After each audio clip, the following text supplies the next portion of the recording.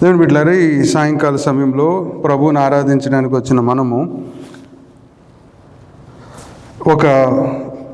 ఒక తలంపు మనము చూసుకొని ప్రభువుని ఆరాధన చేద్దాం.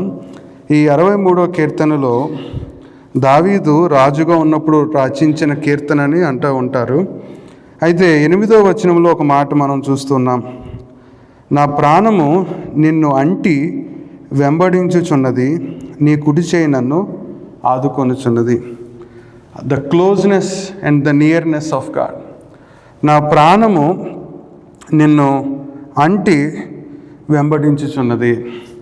ఈ లోకంలో దేవుళ్ళు అనబడిన వారు, దేవతలు అనబడిన వారు ఒక డిస్టెన్స్ అనేది పెడతారు. అది ఎంత భక్తులైనా, ఎంత పూజారైనా, there is a distance in this worldly religions. కానీ మన ప్రియ ప్రభువు దగ్గరకు వచ్చేటప్పటికి దావీదు, నా ప్రాణము నిన్ను అంటి వెంబడించుచున్నది. ఈ మాటను ఆలోచిస్తున్నప్పుడు యోహాను సువార్త 13వ అధ్యాయానికి మనం వద్దాం. యోహాను సువార్త 13వ అధ్యాయము 1వ వచనం ఈ విధంగా ఉందండి. యోహాను సువార్త 13వ అధ్యాయము 1వ వచనం. తాను ఈ లోకము నుండి తండ్రి యొద్దకు వెళ్ళవలసిన గడియ వచ్చెనని యేసు పస్కా పండుగకు ముందే ఎరిగిన వాడై లోకములోనున్న తన వారిని ప్రేమించి వారిని అంతము వరకు ప్రేమించెను. ఈ యోహాను సువార్త 13వ అధ్యాయము, ఇందులో చాలా విషయాలు క్రోడీకరించబడి ఉన్నాయి. Several incidents, several teachings are mixed and kept together in John 13. ఈ అధ్యాయంలోనే ప్రభువారు తన మరణం గురించి చెప్తారు. ఈ అధ్యాయంలోనే ప్రభువారు నన్ను నా శిష్యులు ఒకడు అప్పగిస్తాడని చెప్తాడు. ఈ అధ్యాయంలోనే ప్రభువారు శిష్యుల పాదాలు గడుగుతాడు. ఈ అధ్యాయంలోనే ప్రభు తన మహిమపరచబోతున్నాడు అనే విషయాన్ని చెప్తూ ఉంటాడు. ఇన్ని విషయాలు ఈ 13వ అధ్యాయంలో ఉంది. అయితే యోహాను ఈ అధ్యాయాన్ని ప్రేమతో ఆ మాట, వారిని అంతము వరకు ప్రేమించెను. దేవుడు మనల్ని అంతము వరకు ప్రేమిస్తాడు.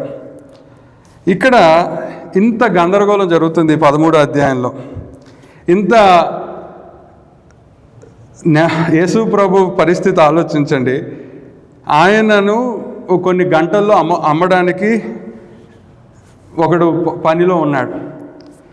ఇంకొన్ని గంటల్లో ఒకడు ఆయన ఎవరో తెలియదని 3 సార్లు బొంకుతాడు. డినయల్, తిరస్కరణ ఒకడు ఉంది.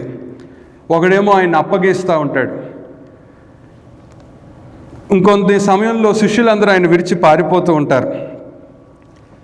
ఇలా కానీ మనకు రేపు కష్టాలు వస్తాయని తెలిస్తే మనం అసలు దగ్గరికి ఎవరన్నా రాణిస్తామా?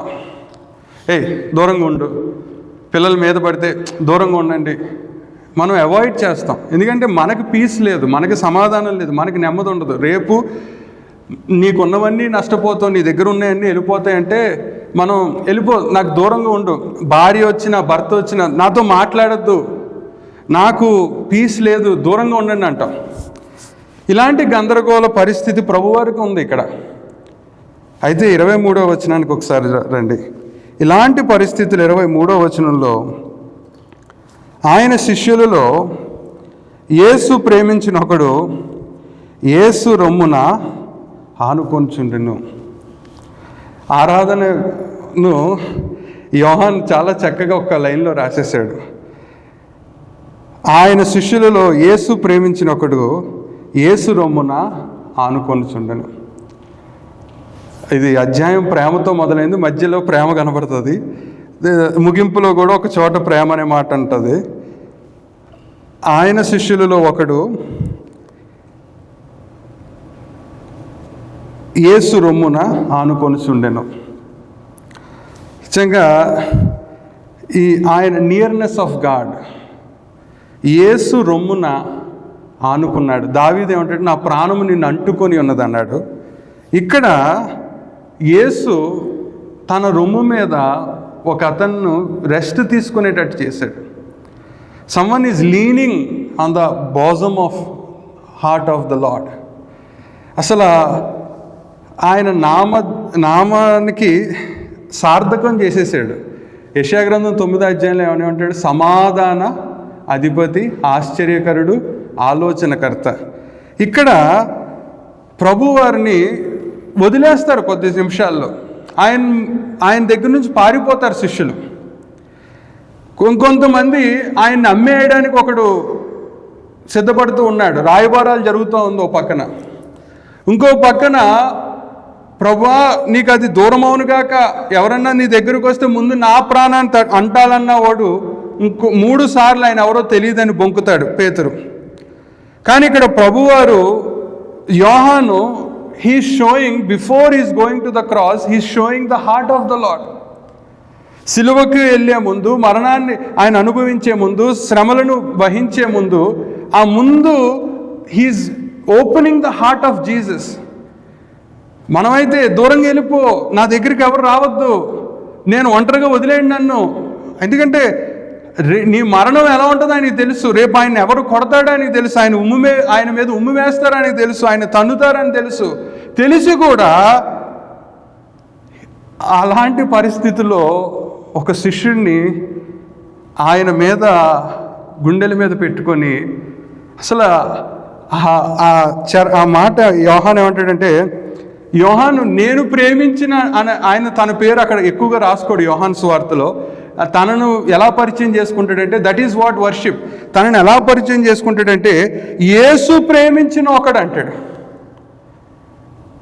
This evening this is our position. ఈ సాయంత్రం ఆయన ఆరాధించడానికి వచ్చిన మనం ఆయన ప్రేమించలా, యేసు ప్రేమించినందువల్ల మనం ఇక్కడ కూర్చున్నాం.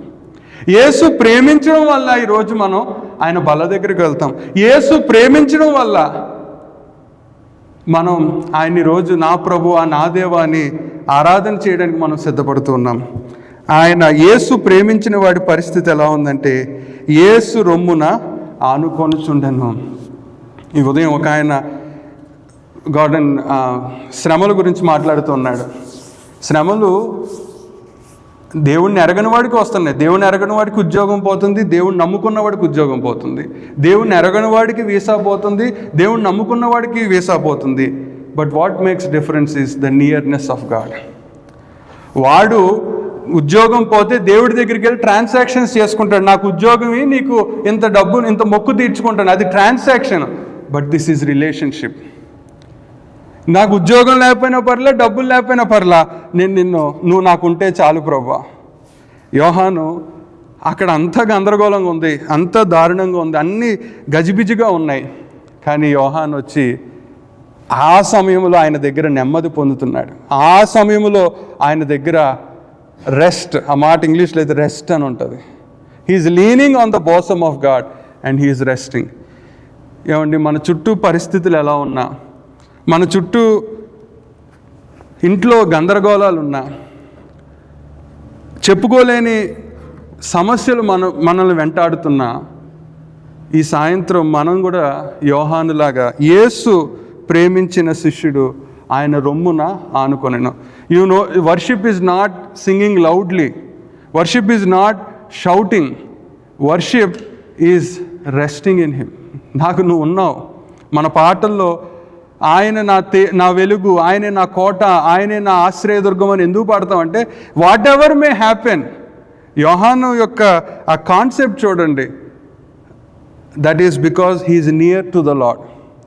ఆరాధన ఎవరు చేయగలగరంటే నియర్ టు ద లార్డ్. దేవునికి దగ్గరగా ఉన్నవాడు ఆరాధన చేయగలడు, కానీ దూరంగా ఉన్నవాడు ఆరాధన చేయలేడు. అది ఓన్లీ సౌండే.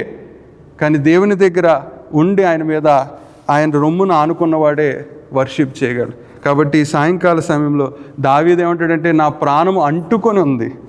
యోహాను యేసు ప్రేమించడం వల్ల నేను ఆయన రొమ్మున ఆనుకున్నాను. నథింగ్. అక్కడ యోహాను క్యాలిబర్ కాదు, యోహాను డిగ్రీ కాదు, యోహాను గొప్పతనం కాదు.